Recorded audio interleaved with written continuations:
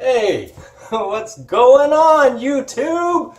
All right, so today's the day. I'm gonna do a video on, well, I guess the misconception that Pentax has no lenses, and though, I wish we had lenses, the same amount of lenses that Nikon has, or same amount that Canon has.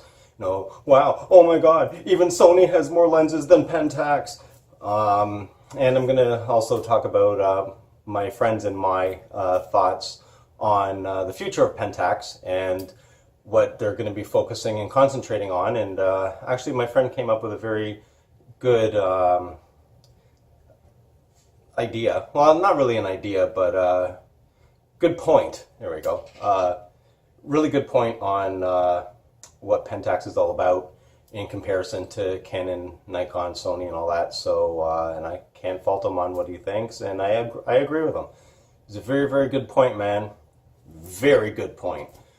But anyway, in regards to the lenses and stuff, I've done some research. I looked at the numbers, did comparisons using cameradecision.com, in case you're not familiar with that site. They do give a pretty good breakdown. You can compare different camera bodies, manufacturers.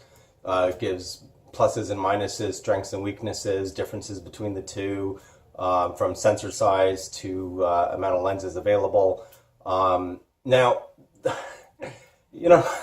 something I noticed, a lot of people go on and on about how Pentax doesn't have a whole lot of lenses. And from what I was able to actually figure out from using Camera Decision and looking at their breakdown of available lenses between the various manufacturers, specifically Sony, Nikon, Canon versus Pentax, we're actually pretty, trying to keep this PG, we're actually pretty good. We're really, really good with the amount of lenses that we have available. Because the one thing a lot of people seem to forget is, since Pentax bodies have built-in image stabilization, it doesn't matter what lens you put on the camera, they're all stabilized. So comparing apples to apples, not apples to pomegranates or oranges to bananas, just apples to apples, oranges to oranges. We have more lenses available to use, period. Because if you actually look at how many stabilized lenses Canon and Nikon have, again, comparing apples to apples, because all our stuff is all stabilized, so if you break it down for, feature by feature, they have less lenses than we do. And Sony has less full frame lenses than Pentax does. And okay, you know what? Forget all this. Let's get right to it. And I'm going to show you what I'm talking about. Bam! Now, Pentax has never said that they were going to go mirrorless. So, in regards to that, on the surface it may seem like it's a good idea. But as of this patent for the hybrid viewfinder, Pentax is looking to bridge the gap between the best of DSLRs and the best of mirrorless altogether. With that said, my friend and I came to the conclusion that what Pentax is really about is the ultimate in image quality. And time after time, with every single DSLR that they release, that's what they've done. They don't even pretend to be a sports camera manufacturer. That's not their thing. Ultimate image quality, the ultimate landscape photography camera, the ultimate astrophotography camera, that's what Pentax strengths are. I would lean as far as saying wildlife as well. I shoot a lot of birds in flight, and I haven't had any issues with anything. The color rendering, the color science, the lenses, other users of other brands flock to attach Pentax lenses to their cameras. So once again, it's about the ultimate in image quality from top to bottom. That's what they're known for, and that's all they're really doing.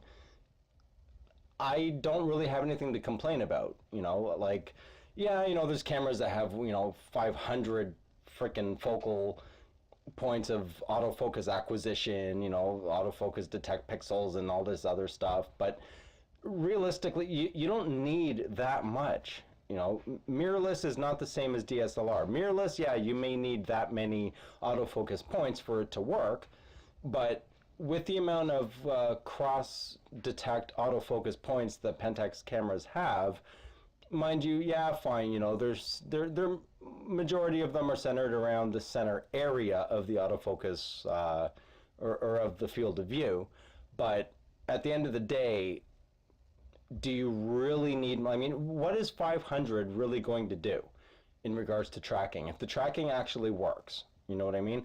But, you know, I mean, that's up for debate. You know, there's people that'll agree with me, there's people that won't agree with me, but at the end of the day, all Pentax really is a camera manufacturer that is striving for the ultimate in image quality from top to bottom, period, end of story.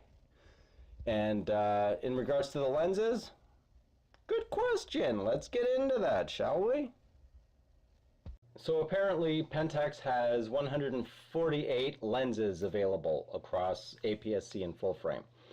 Now, if you look at this, Sony has 102 total lenses and 59 are full frame. Pentax has 81 full frame. Canon has 319 native lenses available, but 91 of those are actually optically stabilized. Now let's go on to Nikon. So Nikon has 302 native lenses. However, 88 of those are actually stabilized. So all of 148 Pentax lenses are stabilized. So no, we don't actually have a lack of lenses. Guys, stop saying things like that. It's not true if you're comparing apples to apples. And yeah, so that's pretty much it in a nutshell. We have more than enough lenses, and they're not they're not entirely repetitive over and over and over. There isn't like 18 35 millimeter lenses that you choose from. Right? There might be 2, maybe 3.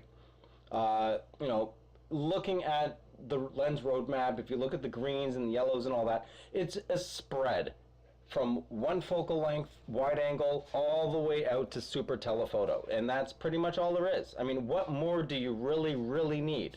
Think about it. And that's it. Kobe MC Photography. That's it for my Pentax, well, for my look at the state of Pentax and you know, how many lenses are actually available for the mount compared to the competition. Everyone's been looking at this the wrong way. Stabilized versus stabilized. That's what you need to look at. That's it. I'm out.